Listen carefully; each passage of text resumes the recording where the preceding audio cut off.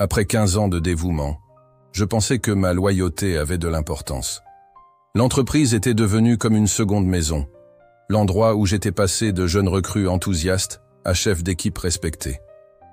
J'avais tout donné, des nuits blanches, des réunions de famille manquées et d'innombrables idées qui avaient contribué à développer l'activité.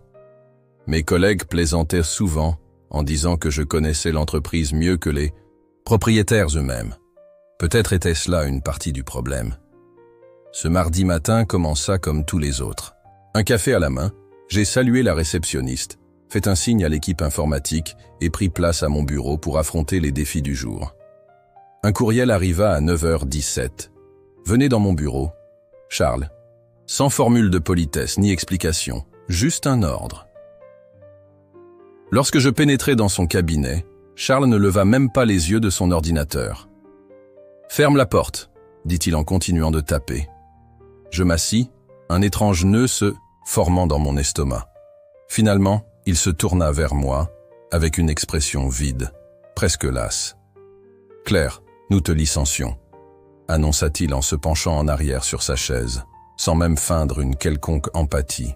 Son montre onéreuse brillait sous les néons tandis qu'il croisait les bras.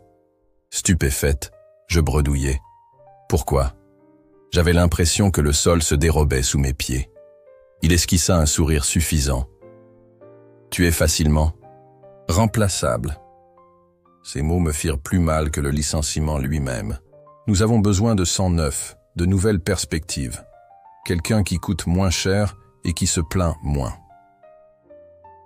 Je restais figé, repassant en boucle 15 ans de souvenirs, les fêtes de fin d'année que j'avais organisées, les clients que j'avais gagnés, les week-ends sacrifiés. Les ressources humaines a déjà préparé ton dossier, poursuivit-il avant de retourner à son écran. Vide ton bureau avant midi. En sortant, j'avais l'impression que tous les regards se posaient sur moi. Certains détournèrent le regard, gênés. D'autres observaient avec une tristesse sincère. Tandis que je rassemblais mes affaires, j'avalais ma colère, rangeant soigneusement photos et trophées dans une boîte en carton. Charles n'avait aucune idée de ce dont j'étais capable, mais il allait le découvrir, certainement.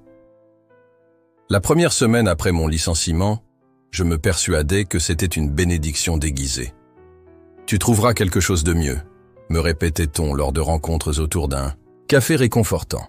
« Quelqu'un avec ton expérience sera embauché en un rien de temps. » J'acquiesçais en souriant, feignant d'y croire. À la 3e semaine, cet optimisme s'était évaporé. Mon téléphone restait muet, malgré des dizaines de candidatures envoyées. Lorsqu'une entrevue se présentait, elle se terminait. Toujours par la même promesse vague de « conserver ton CV dans nos dossiers ». Mes économies diminuaient rapidement. Le loyer, les factures et les courses ne s'arrêtèrent pas parce que mes revenus avaient disparu. Un soir, je me retrouvais face à un avis de coupure d'électricité pour impayé. Les lettres rouges se confondaient avec les larmes qui me montaient aux yeux. Cela ne devait pas arriver à quelqu'un qui avait toujours fait les choses correctement. J'avais respecté les règles, travaillé dur, été loyal. Qu'avais-je accompli en retour? Quelques anciens collègues prenaient parfois de mes nouvelles par SMS. « Ça va ?» disaient-ils, mais les conversations s'évanouissaient rapidement. Certains mentionnaient que le bureau avait changé, plein de visages nouveaux, principalement des jeunes diplômés prêts à travailler pour un salaire d'entrée. Un message en particulier me piqua le cœur. Charles se vantait de optimiser les opérations lors de la dernière réunion de direction. Apparemment, me licencier n'était que le début de sa stratégie pour réduire les coûts. Je jetai un coup d'œil sur les réseaux sociaux, une erreur que je regrettais aussitôt. Là, Charles souriait lors d'un déjeuner d'affaires, annonçant la nouvelle direction passionnante de l'entreprise. La section des commentaires débordait de félicitations, tandis que mon estomac se nouait entre colère et humiliation. Les courriels de refus ne cessaient d'arriver. « Bien que tes qualifications soient impressionnantes », commençaient-ils tous, avant de me signifier le même constat. Trop d'expérience, trop spécialisée, trop onéreuse. Une nuit, incapable de dormir, je m'approchai de la fenêtre de ma cuisine et regardait les lumières de la ville. Quelque part, Charles devait dormir paisiblement, sans se soucier de moi. Son arrogance, son mépris de ma valeur éveillèrent en moi une détermination nouvelle. Je refusais de laisser ces mots définir qui j'étais. Si personne ne voulait m'embaucher, je créerais ma propre opportunité. J'avais de l'expérience, je connaissais le secteur sur le bout des doigts et, surtout, je savais ce dont les clients avaient réellement besoin. Il ne me manquait plus qu'un plan. Cette nuit-là marqua un tournant. Assise à ma table de cuisine, entourée de candidatures rejetées et de brouillons de lettres de motivation, inachevé, mon ordinateur affichait un autre formulaire demandant les mêmes renseignements que j'avais déjà remplis des dizaines de fois. Je le refermai d'un claquement sec. À la place, j'ouvris un document vierge et commençai à taper. Non pas un CV, mais un plan d'affaires. L'idée se formait dans mon esprit depuis plusieurs jours, mais j'avais eu peur de l'accepter. Maintenant, n'ayant plus rien à perdre, je me laissais aller à envisager la possibilité. Et si je n'avais plus besoin d'un emploi? Et si je créais mon propre chemin? Je connaissais le marché sur le bout des doigts. 15 ans m'avaient appris non seulement à comprendre comment fonctionnait l'activité, mais aussi à repérer ses failles. L'entreprise de Charles réussissait malgré ses défauts, surfacturant, ne tenant pas ses promesses, traitant chacun comme remplaçable. Et si je bâtissais quelque chose de meilleur? Dès le matin suivant, armé de mon café et d'un sens du but renforcé, j'avais déjà esquissé la structure de ma nouvelle entreprise, défini les services potentiels et même rédigé une première version de ma mission. Ce ne serait pas facile. Mes économies, déjà très réduites, ne couvriraient que l'essentiel. Il me faudrait commencer à travailler de chez moi pour maintenir les coûts bas. Mais les chiffres étaient là. C'était faisable. Dans l'après-midi, je déposais les papiers pour enregistrer mon nouveau projet. La personne à l'accueil me sourit en traitant mes documents. « Bonne chance », me dit-elle en me remettant mon reçu. Pour la première fois depuis des semaines, je ressentis un frisson d'excitation au lieu de la peur. Vint ensuite le moment le plus difficile. J'ouvris ma liste de contacts et commençai à passer des appels. Il ne s'agissait pas de chercher un emploi, mais de développer mon entreprise. J'ai lancé ma propre société de conseil, expliquai-je, à d'anciens clients et partenaires du secteur. Certaines conversations furent maladroites, d'autres étonnamment enthousiastes. « J'ai toujours pensé que c'était toi qui maintenais tout en ordre ici », me confia l'un d'eux. « Dis-m'en plus sur ce que tu proposes. » Chaque soir, j'affinais mon discours, ajustais mes tarifs et construisais mon site internet. La peur persistait, et si tout échouait aussi. Mais, au-delà, quelque chose de plus puissant grandissait en moi. Charles m'avait traité de remplaçable, mais il n'avait jamais compris ma véritable valeur. Je ne savais pas seulement faire mon travail, je le faisais avec passion. Un mois après mon licenciement, je décrochai mon premier client. Petit, certes, mais symbolique. En signant le contrat, mes mains tremblaient légèrement. Ce n'était plus simplement un emploi, c'était mon avenir, à mes conditions. Au départ, je n'avais pas l'intention de viser spécifiquement les clients de Charles. Mon but était de créer quelque chose de nouveau, pas de détruire ce qu'il avait bâti. Mais un mardi après-midi, le téléphone sonna. C'était Michel, d'Industrie Apex, l'un des plus gros clients de Charles que j'avais géré pendant des années. « Claire, est-il vrai que tu as décidé de te lancer en solo ?» Sa voix portait une lueur d'espoir qui me surprit. « Oui, c'est exact », répondis-je en m'asseyant bien droite dans mon bureau à domicile. « J'ai lancé ma propre société de conseil. » Michel ne perdit pas une seconde. « Il faut qu'on parle. Les choses ne sont plus comme avant depuis ton départ. Le nouveau responsable qu'ils nous ont assigné. » Il fit une pause. « Disons simplement qu'il ne nous a pas convaincus. » Le lendemain, nous nous retrouvâmes autour d'un café. Michel avait l'air fatigué et frustré. « Ils ont augmenté nos tarifs 2 fois depuis ton départ, et la qualité a chuté. La dernière proposition qu'ils nous ont envoyée était truffée d'erreurs. Ils n'ont même pas changé le nom du client par endroit. » J'écoutais, gardant une attitude professionnelle tandis que mon cœur battait la chamade. À la fin de notre rencontre, Michel me promit presque de transférer le compte d'Industries Apex vers ma nouvelle structure. Envoie-moi ta proposition, rends-la compétitive, et je m'occuperai du reste. Cette nuit-là, je travaillais jusqu'à 3 heures du matin pour peaufiner la proposition. Non seulement en proposant des tarifs attractifs, mais en élaborant un plan détaillé qui répondait aux besoins spécifiques d'Apex, des besoins que je comprenais, ayant travaillé avec eux pendant des années. 2 semaines plus tard, Industries Apex signa avec moi. Le contrat était suffisamment important pour couvrir mes dépenses pendant 6 mois. Lorsque Michel appela pour confirmer, il ajouta « D'ailleurs, j'ai parlé avec Jeanne du groupe Méridian. Elle est également intéressée. » La nouvelle se répandit rapidement. Charles m'avait sous-estimé, mais ses clients ne l'avaient pas oublié. Ils se rappelaient comment je répondais à leurs appels le week-end, comment je connaissais le prénom de leurs enfants, et comment je résolvais les problèmes avant qu'ils ne dégénèrent. Un par un, ils se mirent à me contacter. « Nous sommes restés fidèles uniquement grâce à toi », confia un ancien client lors d'une réunion. « La relation, c'était toujours avec toi, pas avec l'entreprise. » En 2 mois, je décrochais des contrats avec 5 anciens clients de la société de Charles. Chaque transition se fit en douceur, mais créa des remous qu'il était impossible d'ignorer. Des bulletins du secteur parlaient de changement d'allégeance et des concurrents murmuraient sur les difficultés de Charles. Tout au long de ce processus, je gardais une attitude professionnelle. Jamais je ne critiquais Charles ou son entreprise, car la qualité de mon travail, mon souci du détail et mon engagement sincère envers la réussite de mes clients disaient tout.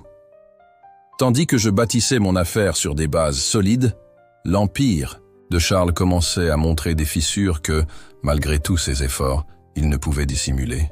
Je remarquais le changement pour la première fois lors d'une conférence du secteur à l'automne.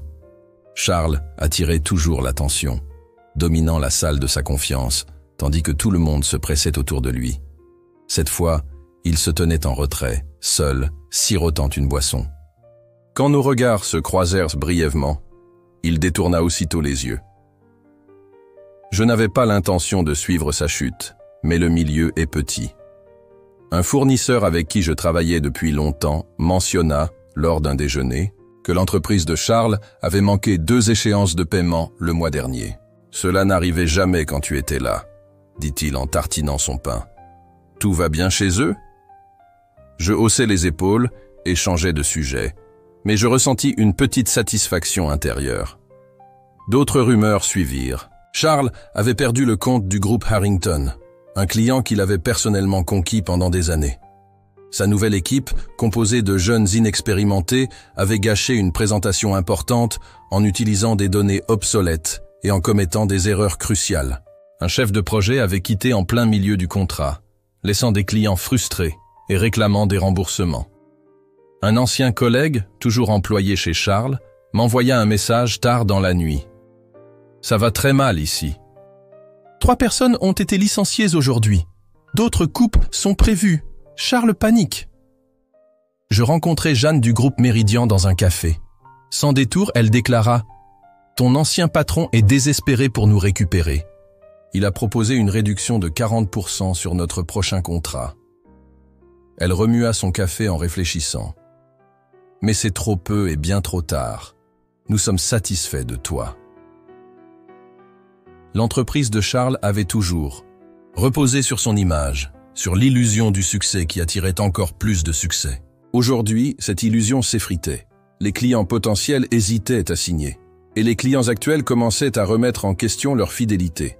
Les jeunes recrues, destinés à remplacer des employés expérimentés, faisaient des erreurs coûteuses sans même s'en apercevoir. Son arrogance l'avait aveuglé à la réalité. Les relations humaines comptent bien plus que des présentations tape à l'œil ou des prix agressifs. Il croyait que le marché le soutiendrait toujours, simplement parce qu'il l'avait toujours fait. Mais les chiffres ne mentaient pas. Les rapports financiers montraient des bénéfices en chute libre trimestre après trimestre. Les analystes du secteur commençaient à douter de la stabilité de sa firme. Des murmures de faillite se faisaient entendre parmi ses concurrents. Je regardais tout cela de loin, concentré sur le développement de ma propre entreprise, sans me réjouir de sa chute. Pourtant, je ne pouvais m'empêcher de ressentir une certaine justice poétique. Charles avait bâti son empire sur un château de cartes, se croyant intouchable. Aujourd'hui, il suffisait d'une rafale de vent pour le faire s'effondrer. Et ce vent soufflait déjà. Je me souviens clairement du moment exact où j'ai su que tout avait changé. J'étais dans mon nouveau bureau, un vrai espace. Pas juste une pièce en plus chez moi, en train de revoir les prévisions trimestrielles avec ma petite mais grandissante équipe.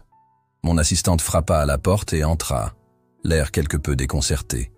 « Claire, Techmar est en ligne. Le PDG souhaite te parler personnellement. » Techmar représentait le Graal du secteur, un géant de la technologie qui changeait rarement de prestataire et était notoirement exigeant. Il travaillait avec l'ancienne entreprise de Charles depuis avant mon embauche. J'avais contribué à gérer leur compte pendant des années, mais je n'avais jamais eu l'occasion de le diriger. Charles insistait toujours pour s'en charger lui-même. « Bonjour, ici Claire », répondis-je en m'efforçant de garder la voix ferme. « Madame Claire, ici Robert de Techmar. » Sa voix grave était inoubliable, même si nous ne nous étions rencontrés qu'en quelques occasions. « Je vais être bref. Nous ne sommes pas satisfaits du service actuel de la firme de Charles. Nous avons entendu beaucoup de bien de ta nouvelle structure. » Nous fixâmes la rencontre pour le lendemain. Je passai la nuit à préparer cette réunion, révisant tout ce que je savais sur les opérations de Techmar, leurs points sensibles et leurs projets futurs.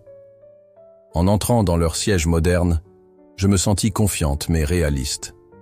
Des entreprises, comme Techmar, ne prennent pas leurs décisions à la légère. 3 heures plus tard, je quittai la réunion avec un accord préliminaire.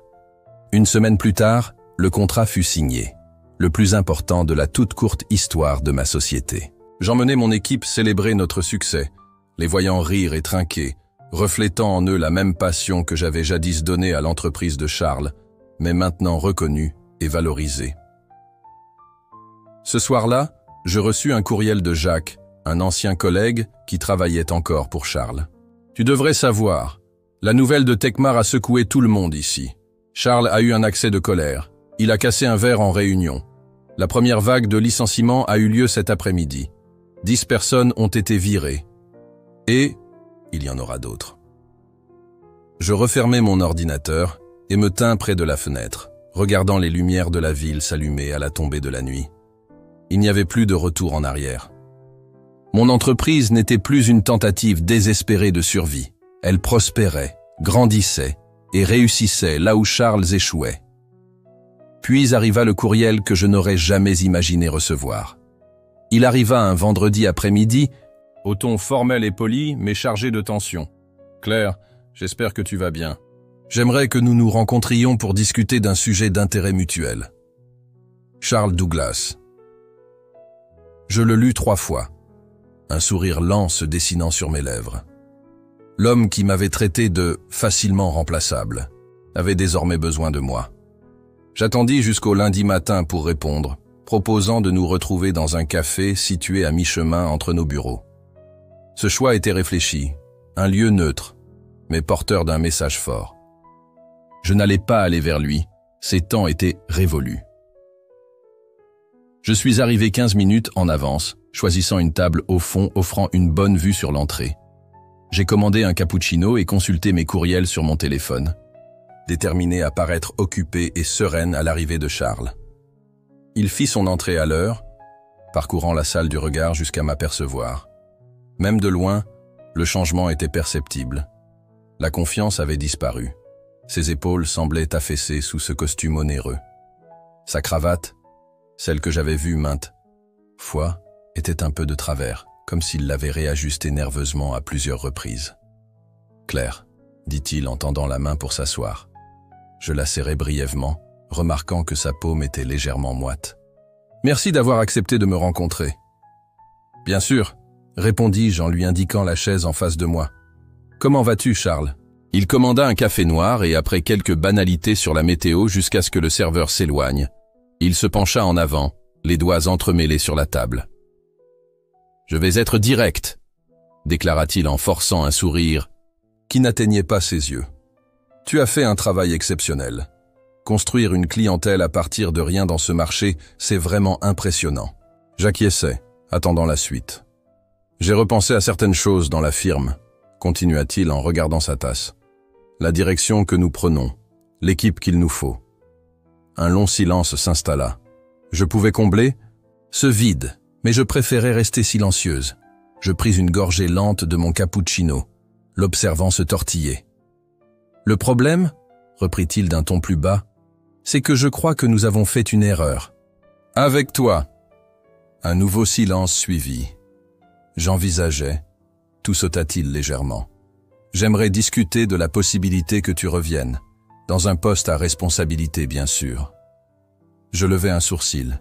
« Revenir ? » ?»« Oui, » répondit-il en se décalant sur sa chaise. « Ou peut-être une fusion de nos opérations, une sorte de partenariat. » La détresse dans ses yeux contrastait avec la décontraction apparente de ses mots préparés. « Je vois, » dis-je en posant ma tasse sur la table.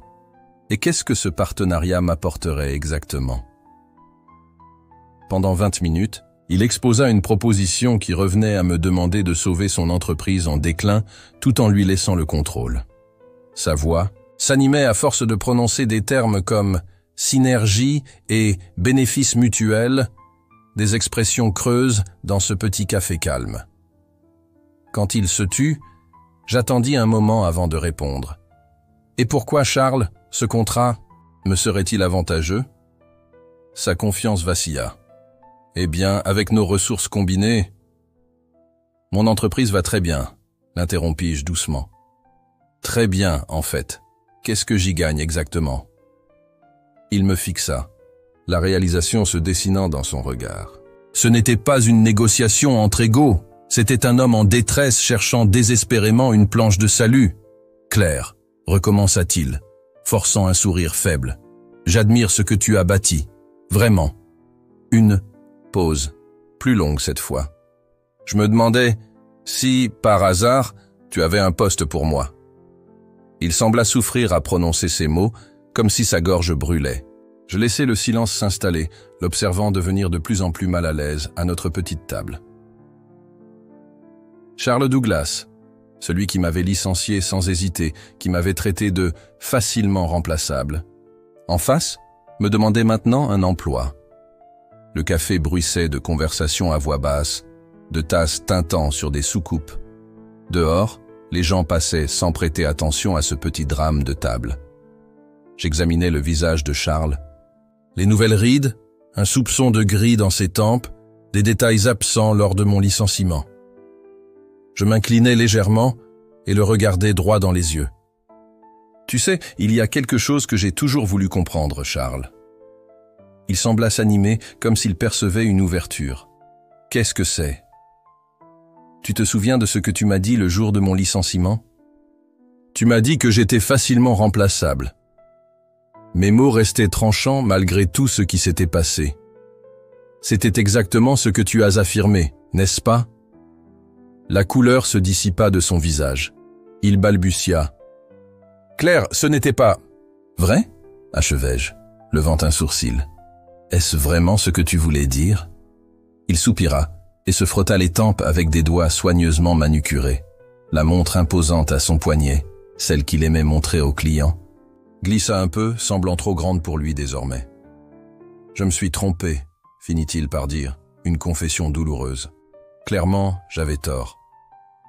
L'entendre admettre cela aurait dû me remplir de satisfaction. J'avais imaginé ce moment lors de longues nuits d'insomnie après mon licenciement, envisagé son regret, la prise de conscience de ce qu'il avait perdu. Mais sur le moment, je me sentis étrangement vide. « Pourquoi as-tu dit cela ?» demandai-je avec une sincérité curieuse. « Tu savais combien je travaillais dur. Tu savais ce que j'apportais. » Charles fixa sa tasse de café. « Ce n'était pas personnel, » murmura-t-il. « C'était juste du business. C'est ce que je me disais. »« Juste du business ?» répétai-je. « Est-ce donc ce que tu te répètes aujourd'hui? Que tout ceci ?» Je fis un geste englobant notre petit espace. « N'est qu'une affaire ?» Il leva les yeux, laissant entrevoir un instant le Charles d'antan. « Tout le monde fait des erreurs, Claire. Les bons chefs d'entreprise s'adaptent, avancent, trouvent des solutions. » Il redressa sa cravate. « Nous pourrions nous entraider. Tu as besoin d'un leadership expérimenté pour grandir. Et moi, j'ai besoin d'une bouée de sauvetage, complétage. Le flash d'irritation sur son visage confirmait que j'avais touché juste. Il ne regrettait pas ce qu'il m'avait fait, seulement l'endroit où cela l'avait mené. « Je t'offre une proposition gagnant-gagnant », insista-t-il, reprenant un peu de son autorité d'antan. Mon expérience, mes contacts dans le secteur. Les mêmes contacts qui travaillent désormais avec moi, dis-je doucement. Je le laissai se tortiller un instant avant de livrer mon coup final, sans hésiter. Malheureusement, Charles, je n'ai pas de place pour quelqu'un d'aussi... Je marquai une pause, m'assurant qu'il me regardait bien. Facilement remplaçable. Je vis la réalisation se poser sur lui. Son expression passa de l'espoir au choc, puis à la résignation en quelques secondes. Pendant un bref moment, j'eus presque pitié de lui. Charles resta immobile, clignant des yeux rapidement comme pour assimiler ce qui venait de se passer. Je pris une nouvelle, gorgé de mon cappuccino désormais tiède et attendis. Autour de nous, le café suivait son cours habituel. Des serveurs annonçant les commandes, la porte tintant à chaque entrée et sortie, et une musique douce en fond. « Je comprends », murmura-t-il enfin, à peine audible au-dessus du brouhaha ambiant. Nous restâmes tous deux dans ce silence. C'est alors que je réalisai que je voyais Charles pour la première fois vraiment, non pas comme le patron intimidant qui avait dirigé ma vie professionnelle pendant des années, ni comme le méchant qui m'avait rejeté, sans remords, mais simplement comme un homme qui avait trop cru en son propre mythe. « Je crois que je dois y aller », dit-il en saisissant le manteau laissé sur une chaise à proximité. Ses mouvements étaient de mécanique, comme s'il était en pilote automatique. J'acquiesçai. « Prends soin de toi, Charles. » Il se leva en tâtonnant avec son porte-monnaie avant de déposer un billet de 10 € sur la table pour le café à peine entamé. « Toi aussi, » répondit-il sans me regarder. Je le regardais quitter le café, les épaules affaissées, se faufilant entre les tables sans l'assurance habituelle. À la porte, il s'arrêta un instant. J'ai cru qu'il allait se retourner, tenter une dernière tentative. Mais au lieu de cela, il s'éloigna définitivement vers la lumière éclatante de l'après-midi. De la fenêtre, je le vis hésiter sur le trottoir, regardant de tous côtés, incertain de la direction à prendre. Un jeune couple passa en riant, et il s'écarta, presque invisible, d'une manière que je n'avais jamais vue auparavant. Il était venu à cette rencontre en espérant de la compassion, ou au moins une négociation pour sauver ce qui restait de son entreprise. Au lieu de cela, il reçut le même refus glacial qu'il m'avait infligé. La symétrie n'échappa pas à mon esprit. Alors que Charles s'éloignait, devenant de plus en plus petit, je ressentis un mélange d'émotions complexes. Il y avait de la satisfaction, bien sûr, une justice poétique, mais aussi une étrange sensation de clôture, comme si un chapitre douloureusement ouvert se refermait enfin. Je ne ressentais aucune culpabilité. Charles avait bâti son succès sur l'arrogance et la conviction que des gens comme moi étaient jetables. Aujourd'hui, il avait appris combien il s'était trompé. J'avais créé quelque chose de réel, de durable, fondé sur le respect, plutôt que sur la peur. Et lui, il n'avait plus rien. Peu après, le serveur s'approcha et me demanda si je voulais un autre cappuccino. Je jetai un œil à ma montre et répondis « L'addition, s'il vous plaît. J'ai une réunion. » En regagnant mon bureau, je me sentis plus légère. Non pas à cause de la chute de Charles, mais parce que je n'avais plus besoin de son approbation ni à craindre son jugement. J'avais tourné la page. Avec le printemps qui laissait place à l'été, mon entreprise continuait de grandir. Je m'étais installé dans des locaux plus grands, un espace d'angle, avec des fenêtres donnant sur la ville. Chaque matin, j'entrais au son des claviers, des téléphones qui sonnaient et de mon équipe concentrée dans un travail productif. J'ai recruté avec soin, valorisant non seulement les compétences, mais aussi le caractère. Beaucoup de mes nouveaux employés avaient des histoires similaires à la mienne, des talents sous-estimés par d'anciens patrons, impatients de prouver leur valeur dans un environnement où leurs efforts seraient reconnus. J'ai mis en place des politiques dont j'avais toujours rêvé, horaires flexibles, options de télétravail et participation aux bénéfices. Ce n'était pas que de simples avantages, mais la preuve que le bien-être de l'équipe était essentiel à notre réussite. Sarah, ma première embauchée, dirigeait désormais le service clientèle. Le comte des Dubois vient de renouveler son contrat, annonça-t-elle un matin en entrant dans mon bureau avec un sourire. Ils ont augmenté leur budget de 30%. Excellent travail, répondis-je, sincèrement ravi. C'était tout ton mérite. Elle sourit encore davantage. C'est le travail d'équipe, mais j'accepte le crédit. C'était la culture que j'avais créée. Collaborative, confiante, solidaire et déterminée. Les gens restaient tard non pas par crainte de perdre leur emploi, mais par fierté de ce qu'ils accomplissaient. Les nouvelles concernant l'entreprise de Charles continuaient d'arriver, même si je ne les cherchais plus. Son bureau, jadis la fierté de son empire, avait été sous-loué. Les quelques employés restants travaillaient dans un espace réduit en périphérie du centre. Certains anciens clients le mentionnaient de temps à autre avec une pointe de pitié mêlée d'incrédulité face à la rapidité de sa chute. « As-tu entendu que Charles a perdu le compte du groupe Harrington ?» commenta Michel lors d'une réunion trimestrielle. Apparemment, il s'est présenté sans préparation, a improvisé, et tout a été un désastre. Je hochai la tête, sans ajouter un mot. Il n'y avait aucune satisfaction à entendre parler de ses malheurs. Ce qui m'avait paru être une vengeance justifiée sonne désormais tristement, comme une leçon sur l'arrogance et le mauvais management. Quelques anciens employés de Charles vinrent travailler pour moi. Je les embauchais sur la base de leur mérite sans vouloir espionner son entreprise. Et, à ma grande surprise, ils parlèrent de lui rarement sans que je ne le demande. Quand c'était le cas, c'était sans animosité, comme s'ils évoquaient un parent éloigné qui avait fait de mauvais choix. La différence ici est comme le jour et la nuit, affirmait Jacques, un designer graphique qui nous avait rejoints après 5 ans dans la société de Charles. J'ai vraiment hâte d'aller travailler. Cette simple phrase avait plus de valeur pour moi que n'importe quel chiffre d'affaires ou acquisition de clients. J'avais bâti non seulement une entreprise prospère, mais aussi un lieu où chacun se sentait valorisé, où le travail avait un sens bien au-delà du salaire. Mon entreprise prospérait non pas par cupidité ou par des méthodes impitoyables, mais parce que nous nous respections mutuellement et respections nos clients. Nous établissions des relations basées sur la confiance et tenions nos promesses. Ce n'étaient pas des idées révolutionnaires, simplement des principes de base que Charles avait oubliés ou n'avait jamais compris.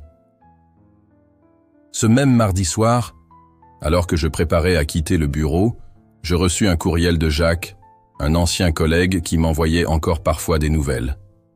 L'objet disait simplement « Je pense que tu devrais voir ça ». En pièce jointe se trouvait un lien vers un article du Journal des Affaires intitulé « La société de Charles ferme ses portes après d'importantes pertes de clients ». Je cliquai et lus que l'entreprise avait officiellement cessé ses activités le vendredi précédent. Les actifs étaient en cours de liquidation pour payer les créanciers et Charles lui-même avait refusé de commenter la situation. Je m'installai dans ma chaise et relus l'article. Le journaliste avait interrogé plusieurs experts du secteur, qui attribuaient la chute aux dynamiques changeantes du marché et à l'incapacité de répondre aux attentes des clients. Un paragraphe mentionnait le départ de clients clés au cours de la dernière année, dont plusieurs travaillaient désormais avec moi, bien que l'article ne nous cite pas nommément. Une sensation étrange m'envahit, ni totalement, de satisfaction, ni de pitié. Pendant si longtemps, Charles avait été l'antagoniste de mon histoire, le méchant qui m'avait rejeté, l'obstacle que j'avais surmonté. Et aujourd'hui, il n'était plus qu'un souvenir. Je refermais mon ordinateur et regardais la ville par la fenêtre. La même ville où, il y a un peu plus d'1 an, j'étais au chômage et incertaine de mon avenir. Le même horizon qui me faisait craindre de ne pas pouvoir payer le loyer du mois suivant. Maintenant, le logo de mon entreprise brillait sur la porte et 28 personnes dépendaient du projet que j'avais bâti. Sur un coup de tête, j'ouvris le tiroir de mon bureau et trouvai la petite boîte en carton que je gardais. À l'intérieur se trouvait mon ancien badge de l'entreprise de Charles, celui que j'avais dû remettre ce jour fatidique. Je l'avais conservé en souvenir, sans savoir exactement pourquoi. Peut-être pour me rappeler à quel point la sécurité peut disparaître en un instant, ou pour me rappeler combien j'avais progressé depuis. Maintenant, j'en comprenais la véritable signification. Il ne s'agissait pas de Charles. Cela n'a jamais été le cas. Il s'agissait de reconnaître ma propre valeur, quand les autres ne pouvaient ou ne voulaient pas la voir. Il se croyait intouchable, persuadé que personne ne pouvait le défier. Mais il avait sous-estimé le pouvoir de ceux qui l'avaient jeté de côté. Aujourd'hui, il n'était plus qu'un sujet de conversation dans les cercles professionnels, un point évoqué lors des réseautages, une note en bas de page dans mon parcours. Je remis le badge dans le tiroir. Il n'était ni destiné à être exposé en trophée, ni à finir à la poubelle. Tout comme Charles, il avait perdu son emprise sur moi. Un coup à la porte interrompit mes pensées. Sarah apparut, tenant les clés de sa voiture. « On va dîner avec l'équipe, d'accord ? On fête l'expansion avec Tecmar. » Je souris, me levai pour prendre mon manteau. Je ne manquerais ça pour rien au monde. En sortant, je vis mes collègues rassembler leurs affaires, se dire au revoir et échanger des projets. Cette communauté vibrante n'existait pas il y a 1 an. Je l'avais créée de zéro, sortie du rejet.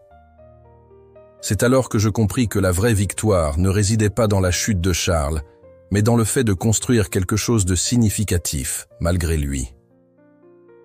2 ans passèrent. Moncey. Entreprise déménagea de nouveau, cette fois dans un étage entier d'un immeuble en centre-ville. Notre équipe passa à 50, puis à 70 personnes. Des récompenses du secteur ornaient le hall d'accueil. Reconnaissance non seulement de notre succès financier, mais aussi de nos politiques innovantes et de la satisfaction de nos clients. Par une fraîche matinée d'automne, j'arrivais, tôt pour préparer une réunion du conseil. En parcourant le bureau silencieux, je m'arrêtais pour redresser un cadre photo accroché au mur. Une photo de groupe prise lors de notre dernier séminaire, tout le monde souriant sur une plage, ensoleillée, tel un contraste frappant avec les séminaires. Tendu et compétitif de l'ancienne entreprise de Charles. Mon assistante arriva avec un café et l'agenda de la journée. « Le nouveau client d'Austin est confirmé pour 11 heures, dit-elle en me tendant un dossier. Et ce journaliste, de Business Monthly, souhaite reporter son entretien à la semaine prochaine. » J'acquiesçais en feuilletant les documents. La revue préparait un article sur les femmes entrepreneurs qui avaient transformé leur secteur. L'ironie n'échappait pas. Charles avait lui-même figuré dans de tels articles autrefois. Au milieu de la matinée, entre 2 réunions, j'aperçus une silhouette familière à travers les portes vitrées de la réception. Pendant un instant, mon cœur s'emballa. Il me sembla que c'était Charles. Mais lorsqu'il se retourna, je réalisai que ce n'était qu'un client, avec une carrure et une coupe de cheveux similaires. Ce bref quiproquo me fit prendre conscience d'une chose remarquable. Je ne me souvenais plus de la dernière fois où j'avais pensé à Charles. Il avait occupé une place si importante dans mon esprit, d'abord en tant que patron que je voulais tant impressionner, ensuite comme celui qui m'avait rejeté, et enfin comme un concurrent que j'avais surpassé. Aujourd'hui, il n'était plus qu'un lointain souvenir. La chute de Charles n'avait jamais été mon objectif. C'était simplement la conséquence inévitable de son arrogance. Ma véritable victoire, c'était la vie que j'avais bâtie, une entreprise florissante, une équipe soudée et un avenir qui m'appartenait entièrement. Ce soir-là, alors que le bureau se vidait, je me dirigeais vers les grandes fenêtres, donnant sur la ville.